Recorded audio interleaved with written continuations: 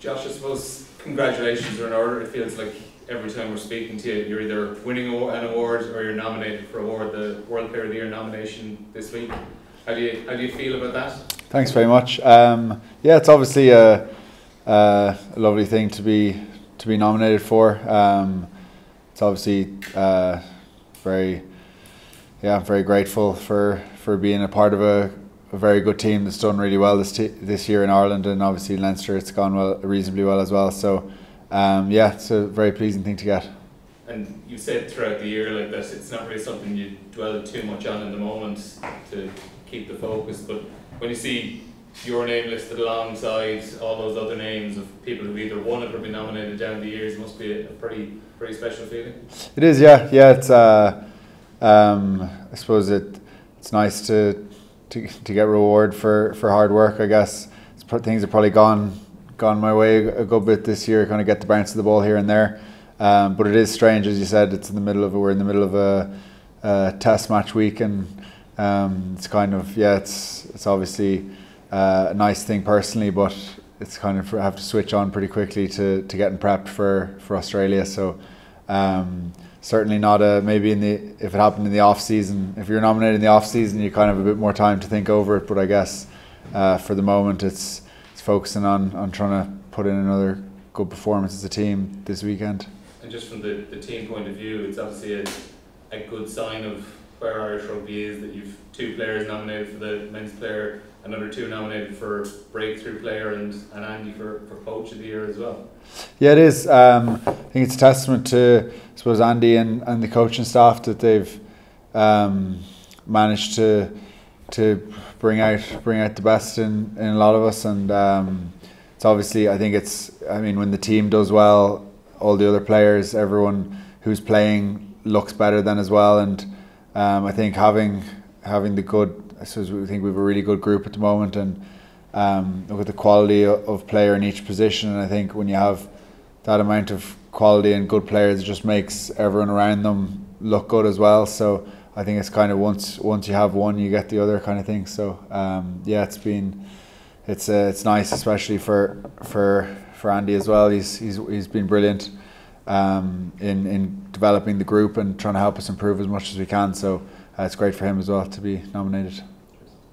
Josh, the South Africa game was quite a bruising encounter. How does it feel to have everyone sort of back in this week, mostly fit and firing, and how keen are you all to finish this season for Ireland on a high? Yeah, we're very keen.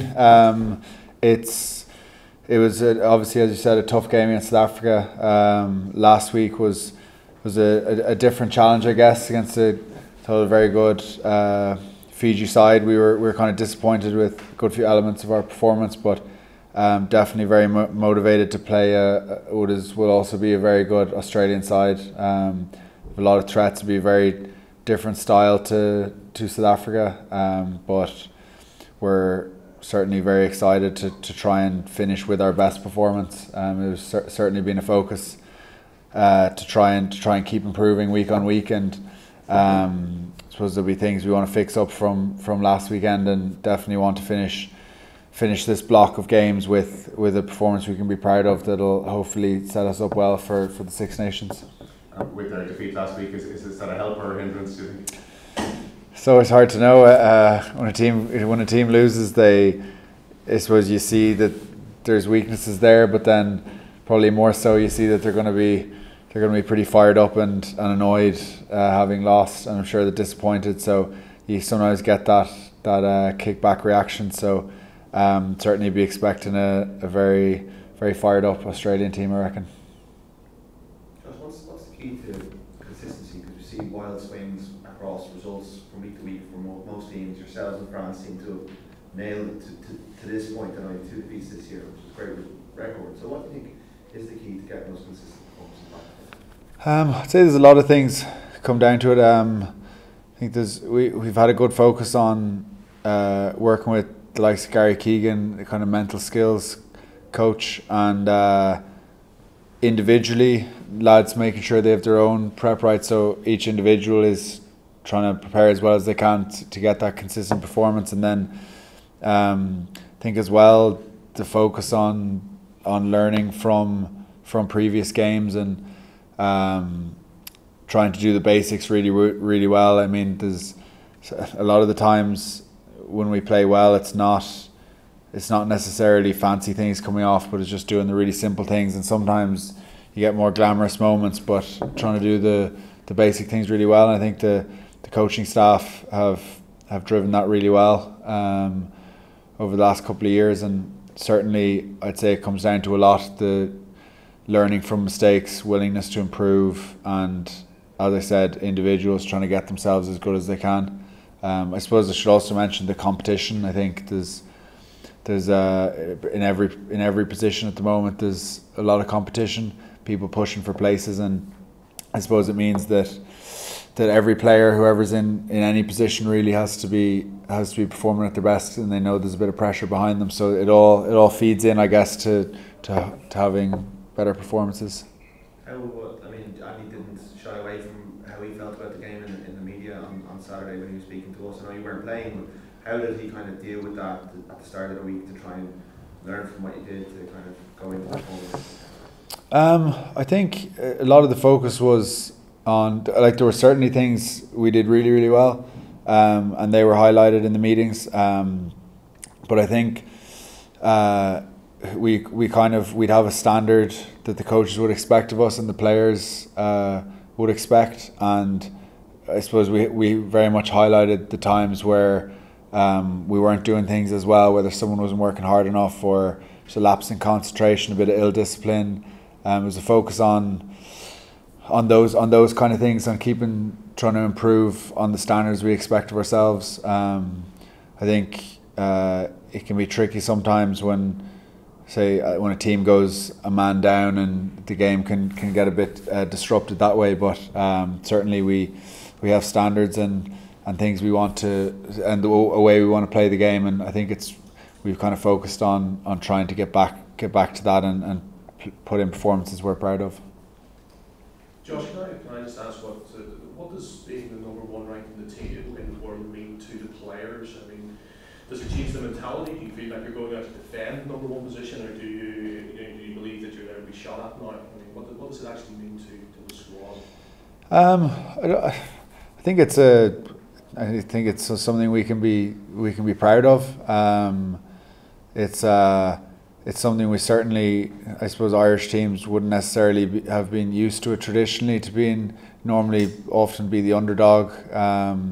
But it's something that I suppose we enjoy. We don't talk about it a huge amount. It's not something we're necessarily aiming for, but I think it's it's where we want to be. It's ultimately if you're putting in performances and performing as well as you want to be, then that will result in hopefully better rankings and that kind of thing. So certainly it's something we're obviously pleased with, but it's not something we hugely focus on. Does it add any pressure? Do you believe it doesn't add any extra pressure? I'm not sure how lads feel individually. I don't think it, for me anyway, I just focus on playing the opposition you're playing. I think there obviously is that element where you're thinking what's the other team thinking here, and I guess they're coming to, every team obviously wants to be in that number one spot, and it probably does more for opposition's motivation than it would for ours, I guess. And Josh, what's it like to be part of the autumn test series? So obviously it's all about selection, preparation for the Six Nations, the World Cup, so I'm sure it can be quite full on at times. It is, yeah. I think it's great. I mean, you look at the games you get to play teams you wouldn't come across as often. It was my first time playing South Africa, Fiji. I hadn't played them before, and you're playing against the world champions in South Africa. Fiji have been really, really good. They're improving huge amounts of side, and then obviously Australia this week. You get a chance to play those big test matches. I don't think any of us see it as we're not talking about this is just practice for Six Nations. It's very much an event on its own that we're focused on trying to win these games, and they mean a huge amount. You can see it within every team, I think, to play for your country and try and win in those big games. I think if you sit in the Aviva for any of the games, and hopefully on Saturday it'll be the same. What it means to the crowd and everything, what it means to us is massive. And just when you mentioned the leader there having a good atmosphere, do you feel that on the pitch? Does it make a difference? It does, definitely, yeah, it does. I mean, there's certainly times where you kind of wouldn't notice when you're in the middle of the game. You're just focused on trying to do your job. But I mean, when there's stoppages or we get a bit of momentum in play, and you kind of get that adrenaline rush because you're feeding off the noise of the crowd. It's incredible, and it's an incredibly enjoyable place to play when you're playing in front of fans. I kind of find personally, if you're playing at home or away, when it's loud, and even if they're cheering for you or against you, it's just, I find it brilliant, great fun to have just a load of noise and people supporting. What's been the best stadium that you played in?